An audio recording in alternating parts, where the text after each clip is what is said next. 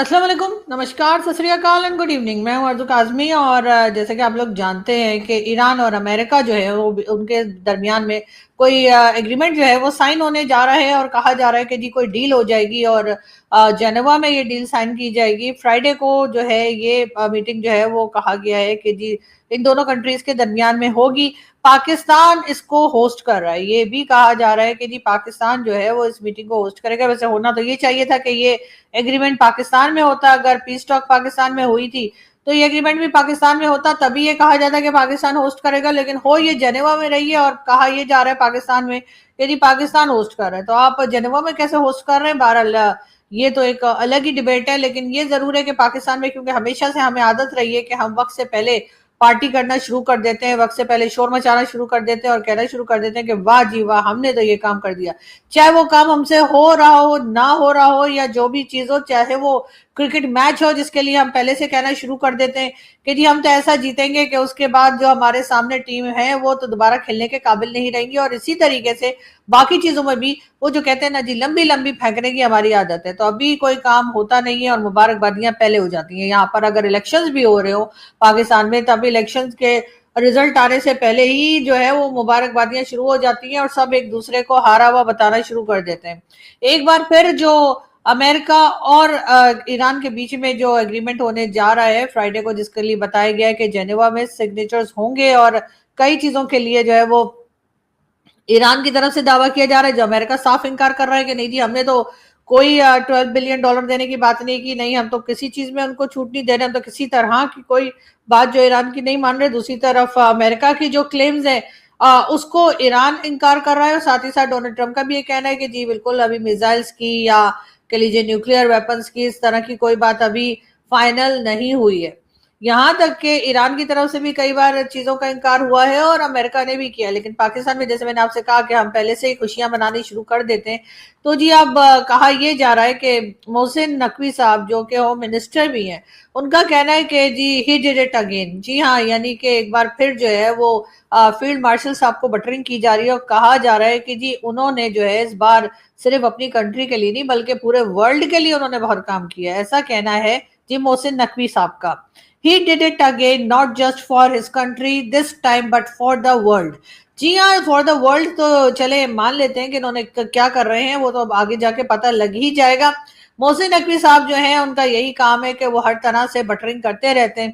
लेकिन कई लोग जो पाकिस्तान में हैं उनका कहना ये है कि जी और भी वाली बाकी दुनिया भी यकीनन सोच रही होगी कि जो डील होने जा रही है जिसमें अमेरिका और ईरान सिग्नेचर्स करेंगे या अमेरिका और ईरान आपस में बात कर रहे हैं कि जी हम ये लड़ाई को रोक दिया गया है और स्ट्रेट ऑफ हॉर्मुज जो कि लड़ाई से पहले खुला हुआ था फिर बंद हुआ फिर खोल दिया जाएगा, और भी हर तरह की जो ब्लॉकेट वगैरह जो लगा के रखी थी अमेरिका ने वो भी हटा दी जाएगी। लेकिन कोई यहाँ पर ये बात नहीं कर रहा कि भाई वो जो थर्ड प्लेयर है या कह लीजिए जो एक और टीम के अंदर एक इम्पोर्टेंट रोल जिसका है इस तमाम लड़ाई झगड़े में, यानी कि इजराइल। इजराइल को इस बार भी पूछा नहीं जा रहा। पता नहीं, मुझे समझ नहीं आ रही कि इजराइल जो है वो जा जाकर कभी लेबनान पे अटैक कर रहा है, कभी कहीं अटैक कर रहा है, कभी ईरान पे अटैक कर रहा है। लेकिन जब भी बातचीत होती है, कोई डायलॉग होता है या किसी किस्म का एग्रीमेंट वगैरह साइन करने की बात की जाती है, तो वहां पर इजराइल को पूछा ही नहीं जाता। ना तो नेतन्याहू को बुलाया जाता है, ना ही नेतन्याहू के किसी ऑफिशियल को बुलाया जाता है। आपस में ये लोग खुद ही डिसाइड कर लेते हैं कि हमने लड़ते रहना है या हमने रुक जाना है, कुछ अरसे के लिए सीज फायर है या लॉन्ग टर्म के लिए सीज फायर है। ये तमाम चीजें जो है वो बिना नेतन्याहू के डिसाइड हो जाती हैं और उसके बाद नेतन्याहू अपनी जगह अपना काम करते रहते हैं। उनको कोई रोकने टोकने वाला नहीं है। यहाँ पे पीस टॉक हो रही थी तब भी उनके यहाँ से लेबनान पे और हर जगह पर अटैक किए जा रहे थे, और इसी तरीके से इस वक्त भी जो कहा यही जा रहा है कि जो इनके मिनिस्टर्स हैं यानी जो इजराइल के मिनिस्टर हैं, उन्होंने कहा है कि जी हम तो इस पीस टॉक का या इस एग्रीमेंट का हिस्सा नहीं है, हमने तो ऐसी कोई बात नहीं कही है। साफ साफ इनकार जो है वो इजराइल की तरफ से आ चुका है और उन्होंने कहा है कि भाई हमें नहीं पता कि ये क्या खिचड़ी पका रहे हैं और ये क्या कर रहे हैं। लेकिन बहरहाल पाकिस्तान में खुशियां ही खुशियां बांटी जा रही हैं और कहा जा रहा है कि जी बहुत जबरदस्त तरीके से हम दोनों कंट्रीज के बीच में जो है वो सुलह करवा रहे हैं।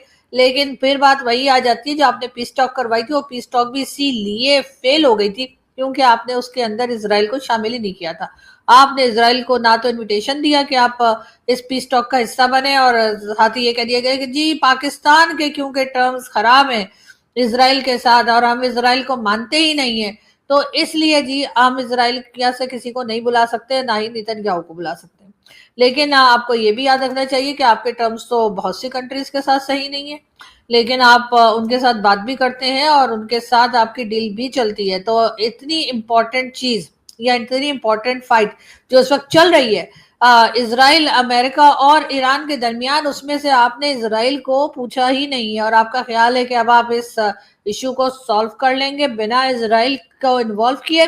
मुझे नहीं लगता कि ऐसा होगा। अगर ऐसा हो जाता है तो यकीनन कोई चमत्कार ही होगा, और अगर हुआ भी ये चमत्कार तो बहुत शॉर्ट टाइम के लिए होगा। इसलिए कि हमने देखा है कि चाहे सीज फायर हो रहा हो, चाहे कुछ हो रहा हो, ये कंट्रीज थोड़े दिन तो रुक जाती हैं, उसके बाद फिर से अटैक जो है वो शुरू हो जाते हैं।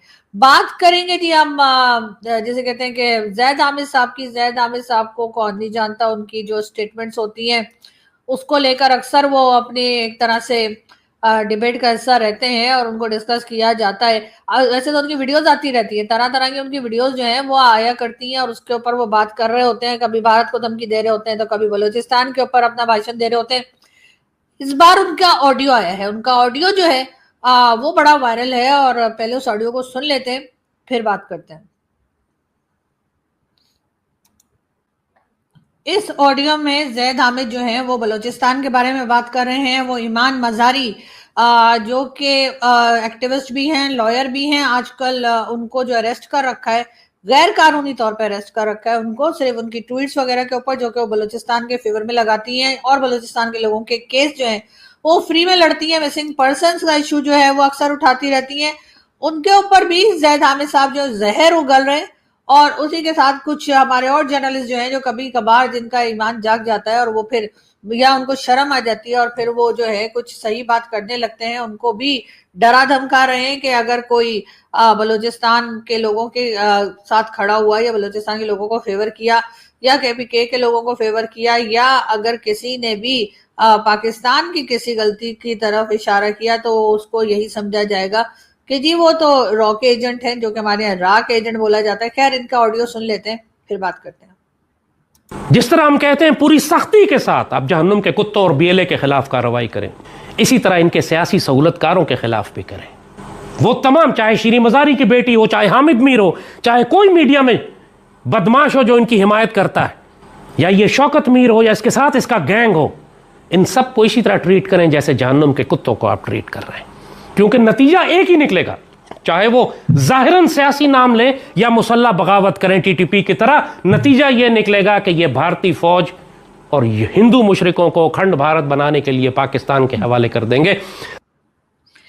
एक तो ये अखंड भारत जो है ना वो इनके मेरे ख्याल दिमाग में अटक के रह गया है, और इतने खौफजदा है ये कि इनको लगता है कि कभी ना कभी जो है वो अखंड भारत हो ही जाना है, और उसके बाद इनका क्या होगा, और इस तरह की कई चीजें इनके दिमाग में घूमती रहती हैं। कोई पॉजिटिव बात मैंने इनको कभी करते नहीं सुना, कभी मैंने नहीं सुना कि इन्होंने कोई ढंग की बात की हो, इन्होंने कोई पॉजिटिव बात की हो, इन्होंने कोई दोस्ती की बात की हो।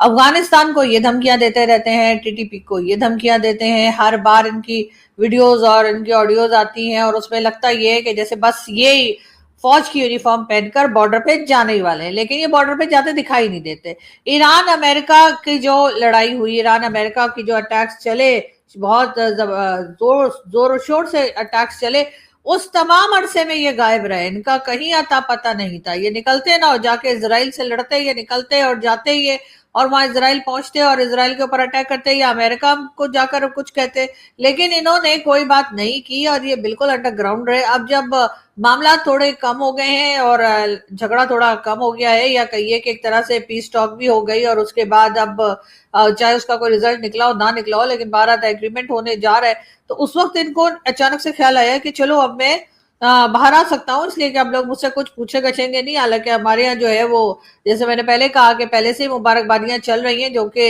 यकीनन बटरिंग की जा रही है बार बार फौज की, और यही कहा जा रहा है कि जी वो आपने कमाल कर दिया। हालांकि हमारी जैसी छोटी कंट्री जो हम अपनी अपनी लड़ाइयां और मारकुटाइयां जैसे कहते हैं ना, वो हम रोक नहीं पा रहे, اور ہم نے امریکہ اور کہہ لیجیے کہ ایران کے درمیان جو اٹیکس چل رہے تھے ہم نے وہ روک دیا. یہ تو مطلب اس کا مطلب ہم بڑے پاورفل ہیں.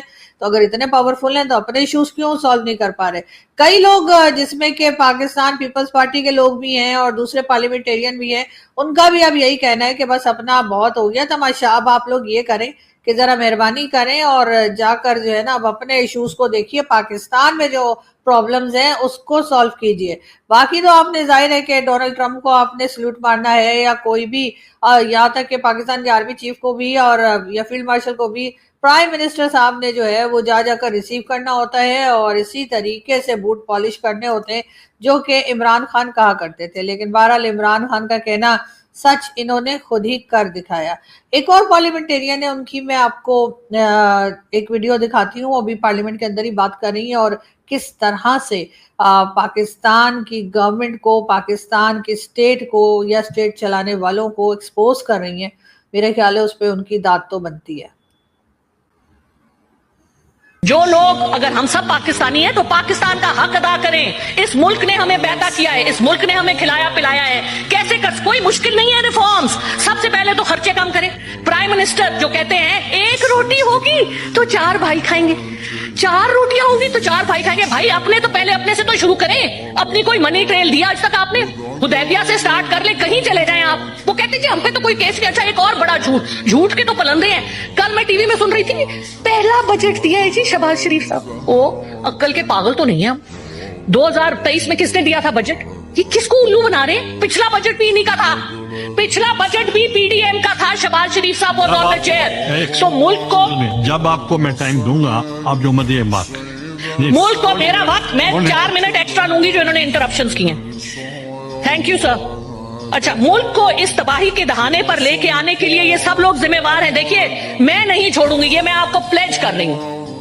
I am not going to drop these issues. مجھے یہ بتائیے کہ اسحاق ڈار صاحب بڑے آنریبل ہیں ہمارے لیے, ان کے پاس کیا جواز ہے؟ انہوں نے 3 اتنے بڑے بڑے عہدے لیے ہیں, deputy prime minister, foreign minister, leader of the house, اور پھر وہ کہتے ہیں مجھے پریزائڈنگ آفیسر بھی بناؤ. ماشاءاللہ لیڈر آف دا ہاؤس تو یہاں موجود نہیں ہوتے. ہماری کمیٹیوں کا آدھا مسئلہ اس لیے ہے کہ اسحاق ڈار صاحب اویلیبل نہیں ہوتے. مجھے بتائیں اتنے بڑے بڑے 3 عہدے کس طرح سے جسٹیفائی کر سکتے ہیں وہ؟ اس کا بھی حساب دیں. اس سے پہلے وہ سینیٹر بھی تھے اور کئی سال وہ ایوان میں نہیں آئے. مجھے پروف دکھائیں کہ انہوں نے اپنی تنخواہ نہیں لی ان سالوں کی. بالکل لی ہوگی. تو یہ جو باتیں ہیں یہ ہم بالکل یہی. اور اسی طریقے سے یہاں پر محسن نقوی صاحب جو ہیں ان کو بھی 2 جگہ پہ پوسٹ ان کی لگا رکھی, یعنی کہ وہ کرکٹ بورڈ کے چیئرمین بھی ہیں, وہ ہوم منسٹر بھی ہیں. اس کے بعد ہر طرح سے اپنی جو ایک دادا گیری وہ چلایا کرتے ہیں وہ الگ ہے. اب یہی چیز جو ہے وہ اسحاق ڈار صاحب کے ساتھ ہے. اسحاق ڈار صاحب جو کہ نواز شریف صاحب کے کزن بھی ہیں, نواز شریف صاحب کے سمدھی بھی ہیں. تو نواز شریف صاحب جو ہیں انہوں نے ان کو ایک نہیں 2 3 جو ہے پوسٹ دے رکھی ہیں. جیسے وہ بتا بھی رہی تھی ابھی جو پارلیمنٹیرین ہے کہ جی آپ نے اتنی پوسٹ کیوں لے رکھی ہیں, اور اس کے بعد آپ جو ہے اتنی پھر کہہ دیں گے جی ہم تو سیلری نہیں لیتے. فوراً ہی ان کا ایک جواب آ جاتا ہے ہمارے منسٹرز کا کہ جی ہم تو سیلری نہیں لیتے. آپ سیلری نہیں لیتے لیکن آپ کھا گئے کنٹری کو, آپ لوگوں کو آپ لوگوں نے بالکل ہی محتاج کر کے رکھ دیا ہے, لوگوں کی زندگی خراب کر کے رکھ دی ہے. اور اس کے بعد بار بار یہی بتایا, یہی جتایا جاتا ہے کہ جی بھارت حملہ کرنے والا ہے, بھارت آپریشن سندور 2 یا 2.0 کرنے والا ہے.